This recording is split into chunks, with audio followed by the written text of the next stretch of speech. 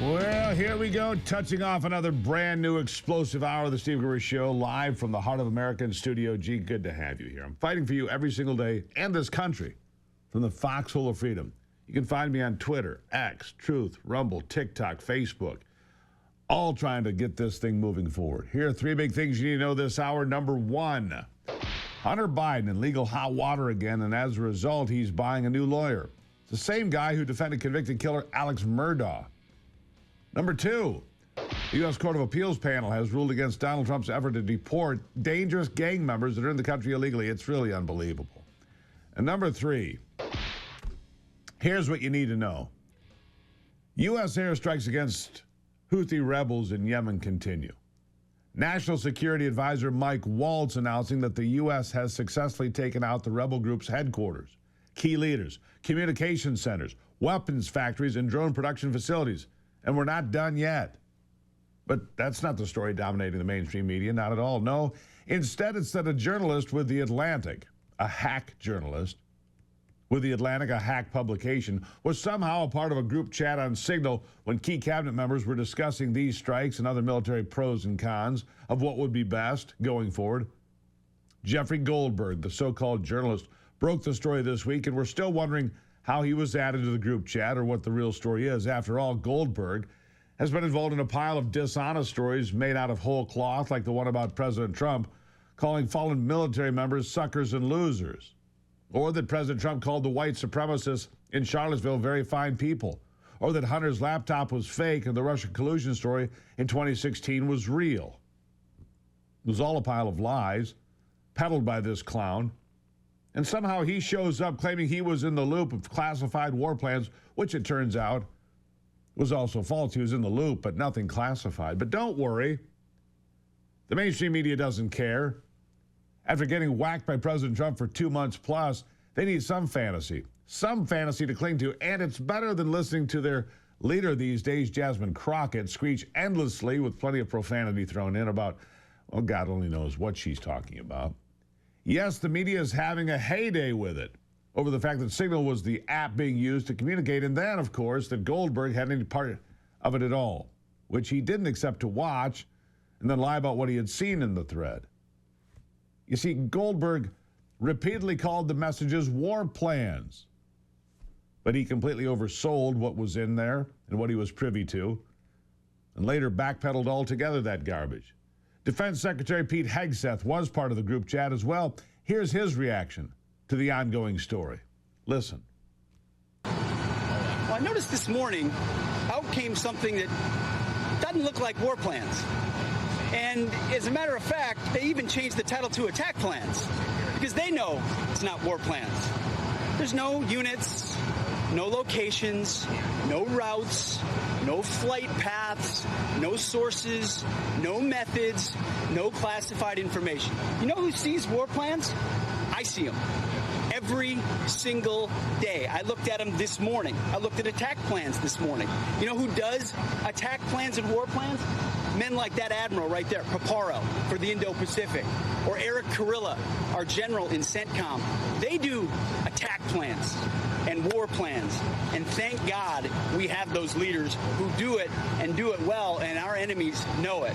My job, as it said atop of that, everybody's seen it now, team update is to provide updates in real time.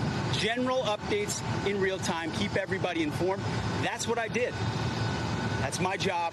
The war fighters will take the fight to the enemy, and I love what they do. And with President Trump's leadership, our enemies are on notice.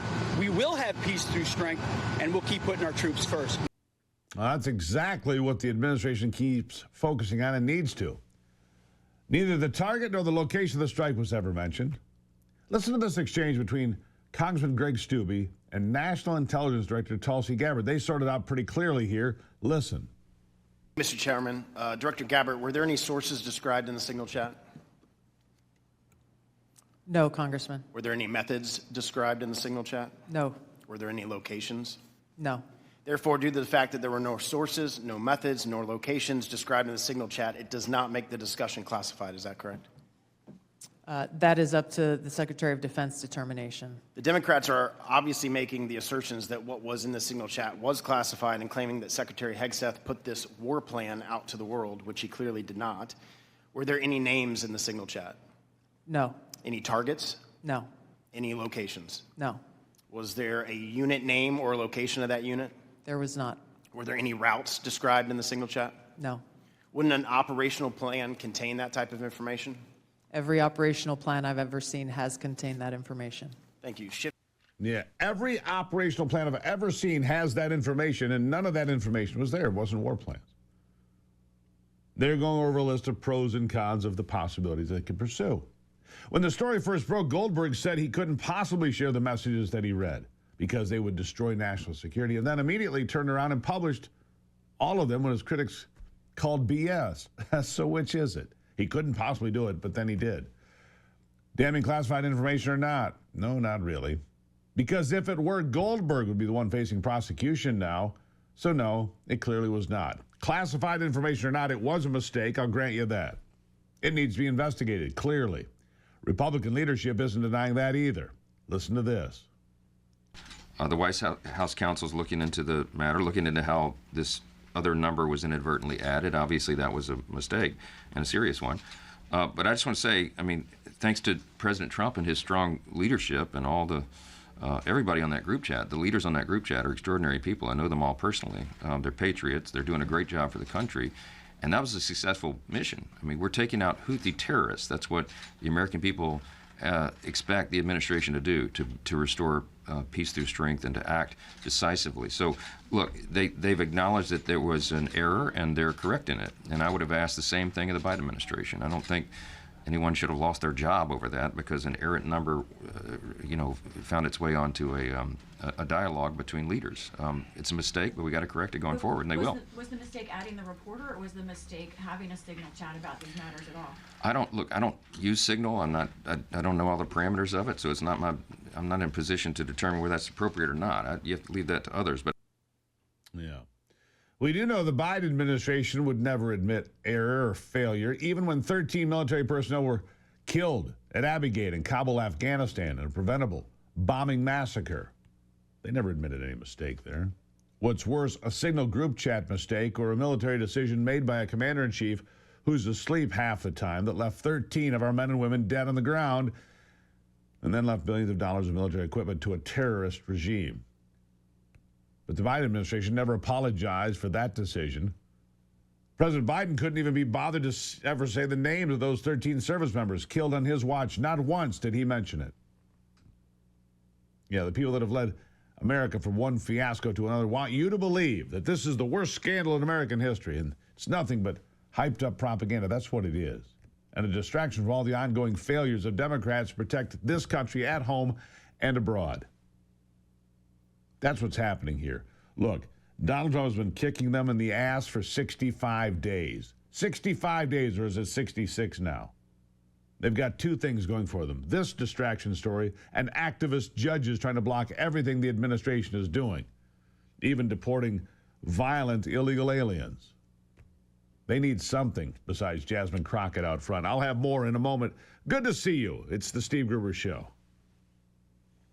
I want to get back to why the leaders were using Signal in the first place. The media is really hyping that part of the story as if it was some sort of huge mistake, but it's actually standard practice, has been for some time. So we want to focus on that. The same judge who tried to prevent the deportation, by the way, of Tren de Aragua gang members and has been successful thus far, is overseeing a federal lawsuit filed against Pete Hegseth and the people in the group chat. Yes, this happened. The lawsuit alleges that the use of Signal by government employees is against the law. It's not, of course. It's been done for years. I'm sure the judge will be just as impartial and even-handed in this case as he has been in all others, though. So I trust him completely. It was the Biden administration, not Trump, who approved the use of Signal for these communications in the first place. And CIA Director John Ratcliffe, who was a part of that group chat, says it was downloaded onto his devices day one. Wasn't his plan. It's what was always done. Listen. So that we're clear, one of the first things that happened when I was confirmed as CIA director was Signal was loaded onto my computer at the CIA, as it is for most CIA officers. One of the things that I was briefed on very early, Senator, was by the CIA records management folks about the use of signal as a permissible work use. It is. That is a practice that preceded the current administration to the Biden administration. Director Ratcliffe. Yeah. So we can go back farther than that, in fact. Back in 2017, The Atlantic, this very rag magazine,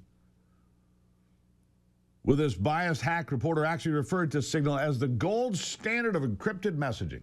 Let me say that again. The gold standard of encrypted messaging. They said that in 2017 and noted that it was used by Clinton and Obama staffers too.